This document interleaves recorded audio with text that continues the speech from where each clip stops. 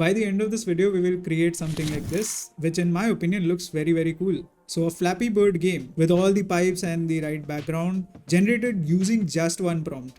I'm so excited to take you guys through the video. I'm going to spend some time playing the game after this. But you can see we have a background, we have a scoring system, and when we touch pipes, the game is over, or we touch ground, the game is over. So let's get started. So this is GPT-4o. I had 3 fruits yesterday, sold 2 today. How many fruits do I have today? Ideally, the answer should be that it's not deterministic since I've not given the number of fruits that I have with me today. But you can see GPT-4 says that I have 1 fruit today. It assumes that if I had 3 fruits yesterday, I continue to have 3 fruits today as well. And then I have, sold 2 fruits today. So maybe I just have 1 fruit left today. I put the same query on Claude and Claude is able to give me better reasoning by saying how many fruits you started with before yesterday, how many fruits you acquired yesterday in addition to the 3 you mentioned, whether you ate or gave any of the fruits away yesterday. It still does not ask how many fruits I had at the beginning and today. Obviously, it's asking more details, but maybe it's not clearly asking the question. I'm going to use the same prompt on GPT-o1 preview to see if it's able to answer this query better. So you can see the model I've now switched to O1, which is paid model, and we'll go through the documentation in a little bit. But let's see if it's able to reason better than Claude and GPT-4o. One of the characteristics of O1 is the fact that it thinks before it answers. It's able to give me the same answer that it has 1 fruit left today. So kind of makes me think, what kind of reasoning did it go through? So if I open this, I noted you started with 3 fruits yesterday and sold 2 today, leaving 1 fruit. It's kind of disappointing because this is the first time I'm seeing this, and I hope that this would answer the question better such that I'd be able to show how it's improved over GPT-4o. Either way, this is like the first version of O1, which is the reasoning model and the strawberry model that a lot of people were talking about. And OpenAI was working with the US federal government in order to take safety and precautionary measures when it comes to the release of the model. Unfortunately, it still gave me the same answer. I'm gonna ask a follow-up question. How did you assume I had 3 fruits today? So I'm going to put this follow-up prompt. It seems like it's still thinking because you can see it's still running the prompt. Maybe it's going to write some more set of details. I'm just going to refresh this, and yeah, I think that's all it wanted to say. I'm going to say, did you assume I had 3 fruits today? So it did assume that I had 3 fruits today that I had yesterday. You didn't acquire any additional fruits. Based on that, selling 2 fruits today would have 1 fruit remaining.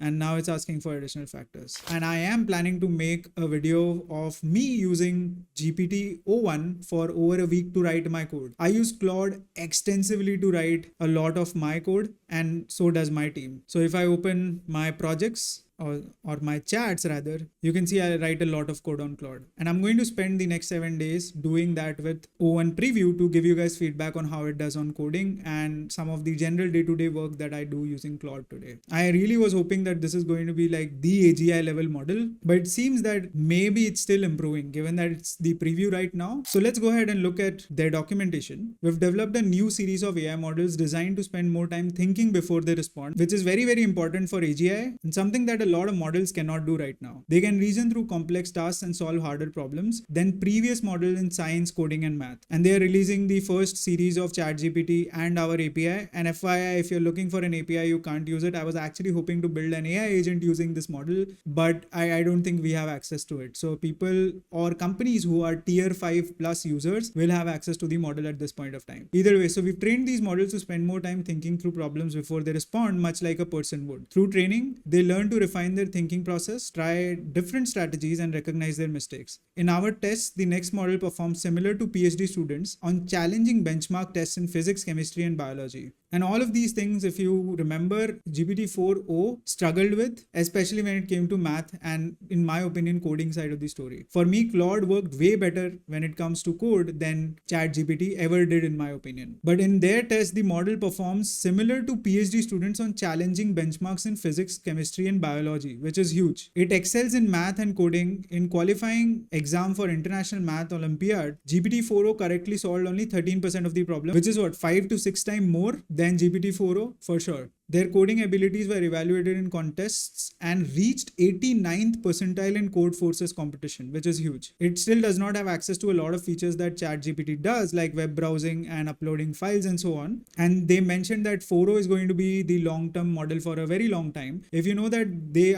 discontinued 3.5 model, and 4.0 mini is going to be like the 3.5 model before this. So quick reminder, if you've not updated your apps or your projects with 4.0 mini or 4.0, it's going to stop working. But for complex reasoning tasks, this is a significant advancement and represents new level of AI capability. Given this, we are resetting the counter back to 1 and naming this series OpenAI O1. From the safety standpoint, and this is where one of the important pieces of information is. Firstly, one way to measure safety is by testing how well our model continues to follow its safety rules if a user tries to bypass them by jailbreaking. So even Claude rolled out this update where if you put chain of thought prompting, and which is very important from O1 standpoint as well, which we will know in a little bit, where if a user gives 100 examples of, let's say, building a bomb, and with the answer of building a bomb, then user can create a prompt that will essentially force the model to give out that answer. So that's something that OpenAI is trying to limit with this update. One of our hardest jailbreak tests, GPT-4 scored 22 on a scale of 0 to 100, while O1 scored 84, which is good. And this is where the important piece of information is. To match the new capabilities of these models, we've improved our safety work, internal governments and federal government collaboration, which is huge because if you know correctly, I think 2 months back, OpenAI laid off their safety team and the lead of the safety team itself joined Claude. Now them collaborating with federal government, which was again not confirmed, which is now confirmed. Now this kind of explains why they laid off the whole team per se, because now they're working with federal government for these safety measures. To advance our commitment to AI safety, we recently formalized agreements with US and UK AI safety institutes. So now who is the model for? The model may be particularly useful if you're tackling complex problems in science, coding, math, and similar fields, so mostly education. For example, O1 can be used by healthcare researchers to annotate cell sequencing data, by physicists to generate complicated mathematical formulas needed for quantum optics, and by developers in all fields to build and execute multi-step workflows. And then you see there are a bunch of different videos here that talk about these capabilities. So let's watch like a few of them. And one of the important ones in here is the video on Devin using O1, which is huge because Devin, if you remember correctly, was an autonomous software engineer that allowed you to build code from scratch or applications from scratch by merely just writing prompts. If it's using this advanced reasoning capability, I'm sure the functionality would significantly improve with it. Although I would doubt that it would be insanely high because of the response that we just got here. Unfortunately, I don't think this is scrollable, but luckily the video of Devin is available here. Maybe this is the video, I guess. Let me just play this. I want to show an example of a coding prompt that O1 Preview is able to do, but previous models might struggle with. And the coding prompt is to write the code for a very simple video game called Squirrel Finder. And the reason O1 Preview is better at doing prompts like this is when it wants to write a piece of code, it thinks before giving the final answer. So it can use the thinking process to plan out the structure of the code, make sure it fits the constraints. So let's try pasting this in. And to give a brief overview of the prompt, the game Squirrel Finder basically has a koala that you can move using the arrow keys. Strawberries spawn every second and they bounce around, and you want to avoid the strawberries. After 3 seconds, a squirrel icon comes up, and you want to find the squirrel to win. And there are a few other instructions like putting OpenAI in the game screen and displaying instructions before the game starts, etc. So first you can see that the model thought for 21 seconds before giving the final answer. And you can see that during its thinking process, it is gathering details on the game's layout, mapping out the instructions, setting up the screen, etc. And so here's the code that it gave. And I will paste it into a window and we'll see if it works. So you've seen there's instructions, and let's try to play the game. Oh, the squirrel came very quickly. Oops, this time I was hit by a strawberry. You saw how the model kind of thought for 21 seconds before responding.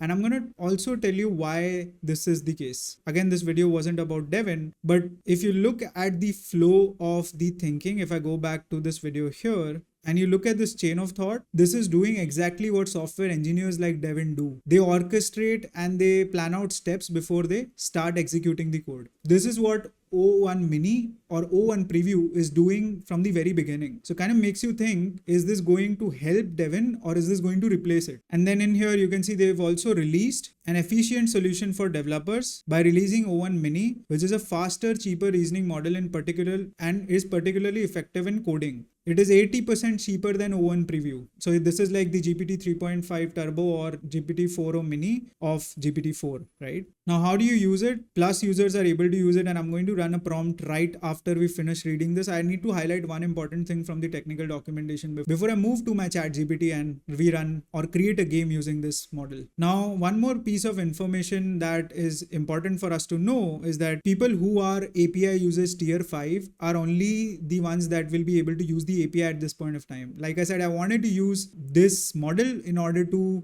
build an AI agent. I can't use it directly, but I'm going to see if I can use agents like Perplexity or some other platform in order to still get access to this API. But if you want to learn more about the tiers, you can see if you are paying $1,000 and more over the last 30 days, then you will be able to use this model. Others can't. I think we are mostly in the tier 1 or 2 or 3 in most scenarios. Unless you're like a big company, then you may be able to get access to it right away. So that said, I'm just going to look at the technical paper as well to highlight one important thing from the paper. So this is the technical research post, and in here they've highlighted the tests and the benchmarks that we want to know. So O1 ranks 89th percentile on competitive programming questions, places among the top 500 students in the US in a qualifier for the USA Math Olympiad, and exceeds human PhD level accuracy on benchmarks of physics, biology, and chemistry. On large-scale reinforcement learning, teaches the model how to think productively using its chain of thought. And this is the important piece of detail that I want to mention, is that the model is now using chain of thought before it writes the prompt to you to ensure that all the thinking that needs to go is done upfront. So it's more like, let's say I want to do step 1, step 2, step 3, step 4, step 5.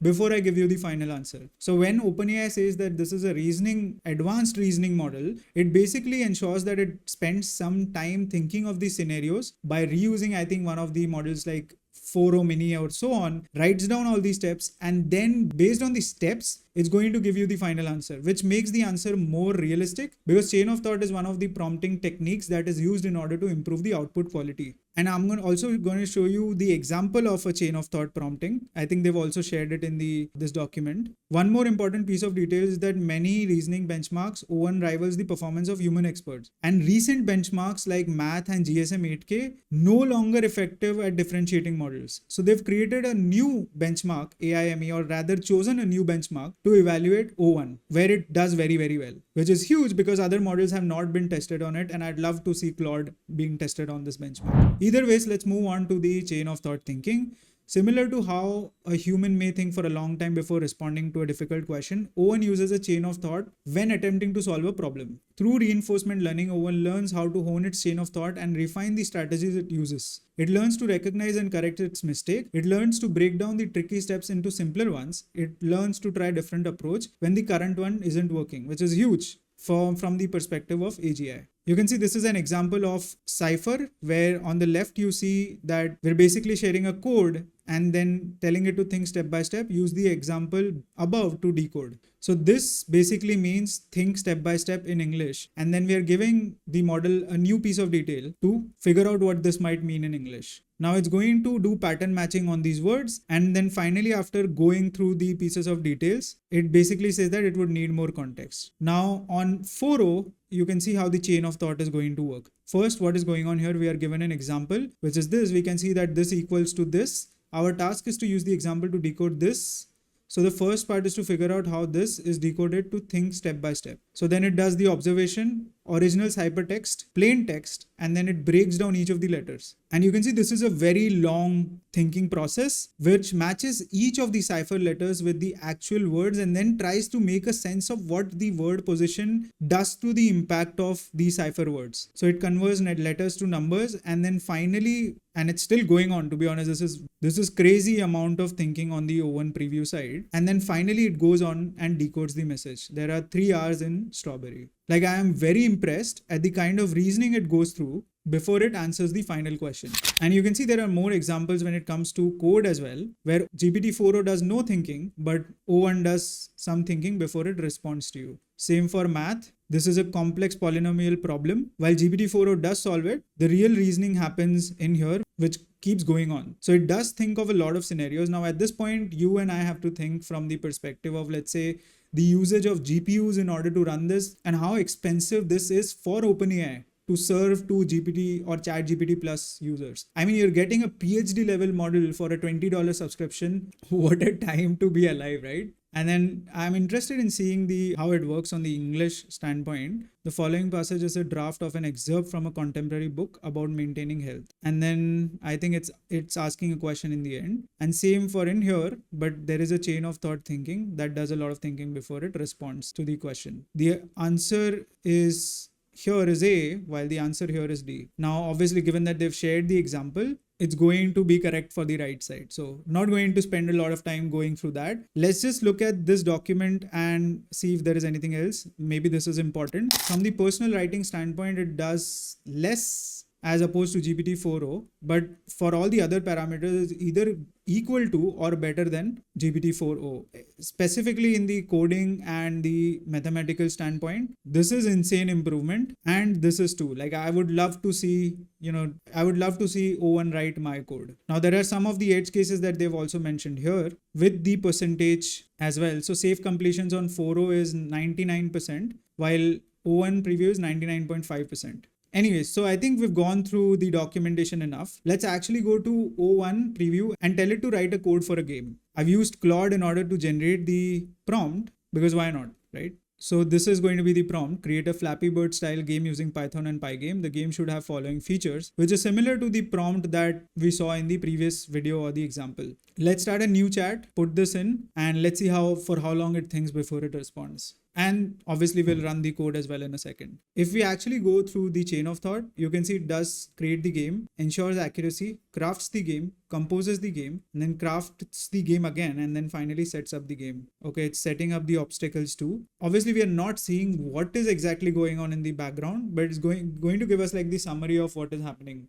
behind the scenes for us to take a look. It's also actually commenting the code and assessing and navigating the features. So it seems that the code is being generated now. Okay, I'm going to copy this code, going to go to my Visual Studio Code, and I'm going to switch the screen for 1 second. Okay, this is my GitHub repository for AI agents. So if you've not gone through my AI agent course, maybe you probably want to check it out because we are creating agents for automating startup workflows. So anyways, let's go ahead and create a new file here that says flappybird.py and paste the code here. Let's see if we need anything. We need pygame. So I'm going to say pip install pygame. Should take some time, and the error is gone, and let's run it now. Again, my goal is to understand if it's able to do it in the first try itself. The game is actually starting. Oh, it actually seems to be working. So did we just create a Flappy Bird game in it does work. Now, obviously we can add backgrounds and add birds and add the background for pipe to make it realistic. And let's see if we can do that by just specifying some details here. Can you use bird.png for bird and use a background that says bg.png and then make pipes more realistic. So let's go ahead and put this, and then it's going to reshare the whole code. I'm honestly impressed by the level of detail it had in the code, and I had to make no changes before I could run the game itself. So what I'm going to do is I'm going to now pause the video. I'm going to download some of these things, and then I'm going to put it in my code, and post that we will test the game again. So apparently it did work. The only thing that I need to do now is actually reduce the size of the bird. If I play it now, you would notice that the bird itself is too big. And I've also added some pipes to make this seem good. I'm just going to reduce the size of the bird, and I'm going to try it for the one final time. So let's copy the code, and I'm going to paste it here, and then I'm going to run it now. In scenarios where you want to add these images, you will actually need to download these standalone images from maybe, let's say, websites like Canva, and then post that you will need to tell GPT to add the images or these relevant images instead of the placeholders. And once you do that, this should work as expected. And I think it did reduce the size of the bird. So let's try it now. Yes, so the size of the bird is now reduced, and this seems cool. Even the background I did generate from ChatGPT. So let's see if we touch pipe and the game is over. So again, one prompt to generate this, insanely cool, and I am impressed, to be honest. I'm going to stop this. And that is going to be all for the video. Obviously, Claude could also do this, but I am impressed because GPT wasn't able to do it one short prompt before this. Thank you so much, and I'll see you guys in the next one.